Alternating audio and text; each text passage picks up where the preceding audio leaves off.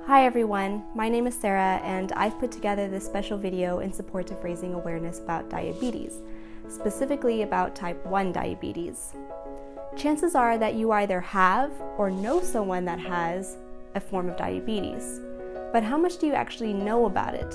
I knew very little about it, probably around the same amount as the average person would think or know, until about 1.5 years ago when I found out that my mom nearly died in the emergency room due to a ketoacidosis attack.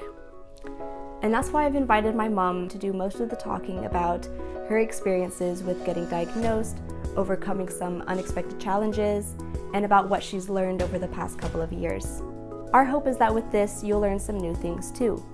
Given that about 8.5% of the world population has some form of diabetes, hopefully you'll find this insightful or helpful. Now, before I let my mom take over, I would like to clarify a couple of things for context. I think it's important to distinguish between type 1 and type 2 diabetes. Both have to do with an irregular amount of insulin in your body. One of the important uses of insulin is to process the glucose in our bloodstream, to either give it to our cells for energy or to store it in our fat for later. Type 1 diabetes is an autoimmune disorder where the body, specifically the pancreas, stops producing enough insulin. People with type 1 therefore have to rely on injecting themselves with extra insulin so their body can continue to function. With type 2 diabetes, the body still produces insulin, but it has a hard time processing it. This is usually due to being overweight or not getting enough exercise. Hello, I'm Libby Rome, also proudly known as Sarah's mom. I was diagnosed with type 1 diabetes 1.5 years ago. Last year, at the age of 43, I was rushed to the emergency room after my husband called 911. I couldn't lift my head off the floor and I was gasping for air. I had been ignoring symptoms of extreme thirst, frequent urination, blurry vision, and the worst headache of my life. I ended up not being able to breathe, and I was also throwing up. I was in diabetic ketoacidosis, and I was moments away from a coma or death. I went into the ER, and they performed surgery immediately to get a central line down my neck. My husband stood there watching, and my doctors told them that I was in critical condition and almost died. It was his birthday. That sucks. I was misdiagnosed with type 2 diabetes because of my age and because I have a mother with type 2 diabetes. Later, my primary care physician confirmed it. I felt depressed, ashamed, and guilty. 6 months later, I ended up back in the emergency room twice more. My new ER doctor still misdiagnosed me with type 2, and she wouldn't even listen when I suggested I had type 1. I saw a specialist soon after that and demanded my lab work, which proved clearly that I actually am type 1. There is a myth about only children getting type 1. But it does mean that oral medicine wasn't doing anything for me, and I must inject myself with insulin. I was very frustrated and angry when I learned all that, and I then faced my greatest fear of all, which was needles. My biggest challenges when I was first diagnosed are quite different than they are now. One, I was very depressed. I was the saddest I've ever been in my life. I thought I was going to be a sick, disabled person for the rest of my life. Two, I had a fear of needles, and I thought that I had to inject myself for the rest of my life.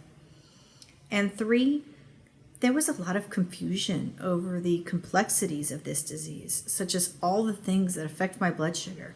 I'm happy to report that I am no longer depressed. I learned that I'm not a sick person, and despite some extra challenges, life is beautiful and wonderful. I am fully capable of doing everything that I did before. I also overcame my fear of needles by being courageous, and well, I was given no other choice. I was told that I had to inject myself many times a day for the rest of my life, so I might as well embrace it. When I finally did, lucky me, I learned about wonderful insulin pump technology, which I now have, and I have connected to me. I also have a CGM, or continuous glucose monitor, and that tells me what my blood sugar is at any given moment, every 5 minutes.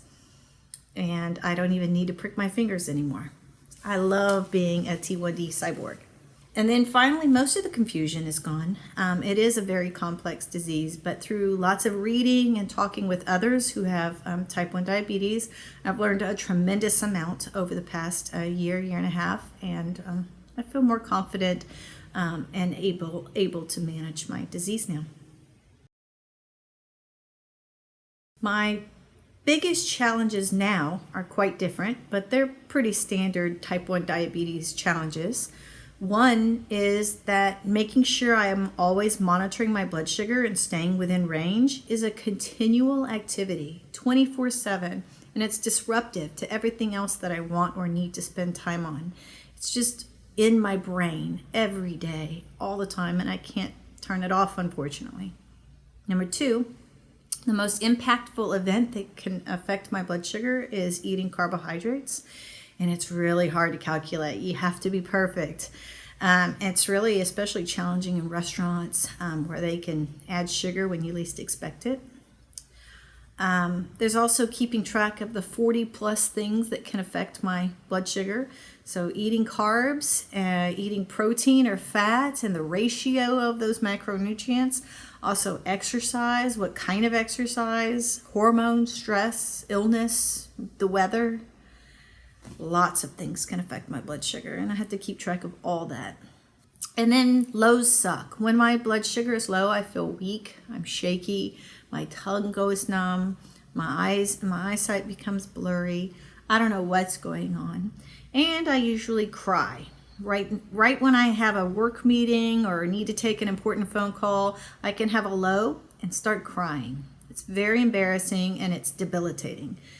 And I don't even know what's going on until after it happens. For example, I went to take a shower the other day and I saw on my CGM, because it beeped at me, that I was going very low. So I dropped to the floor, cried, called my husband. He brought me some candy and I sat on the floor and ate some candy. Waited about 10 minutes for myself to start feeling a little better and I could take a shower. And that happens a few times a week, maybe less sometimes. Also, highs can suck. So if I'm really have high blood sugar for a long time, I feel really sluggish and sick. And of course, if I stay high too long, then I could end up back in the emergency room unable to breathe, and I definitely don't want to go through that again. I feel that some people might think that I caused this disease or that I could do something to not have it. And if that were true, I wouldn't have this disease. And I know that I also didn't cause it. I have a gene that was kicked off by the flu. And then some people think that type 1 diabetes can be cured, like with herbs or certain foods like cucumbers and cinnamon. And that's definitely not true as well. I am very fortunate to work for a healthcare provider. My insurance covers the cost of all my medical equipment. I only pay $80 a year for insulin. However, my doctors have not been helpful to me. I already know so much more than they do about my disease, so I basically just take care of myself.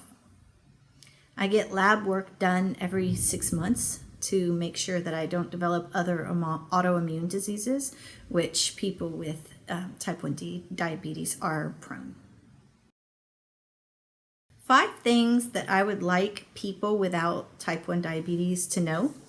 1, when they see commercials or hear jokes about diabetes, that's referring to type 2. Either way, it's not nice, but it is type 2 and not type 1. 2, type 1 is not curable. Many other diseases can be curbed or cured/reversed using herbs and food, but not type 1 diabetes. 3, people with type 1 diabetes are fully capable to do most anything, and they are not sick people. And 4, if you have uncontrollable thirst, frequent urination, a bad headache, vomiting, and blurry vision, please get yourself to an emergency room. If you suspect you could have type 1 diabetes and maybe you're even misdiagnosed, ask your doctor for a C-peptide and a GAD antibody test. Good luck, and thank you for caring and watching.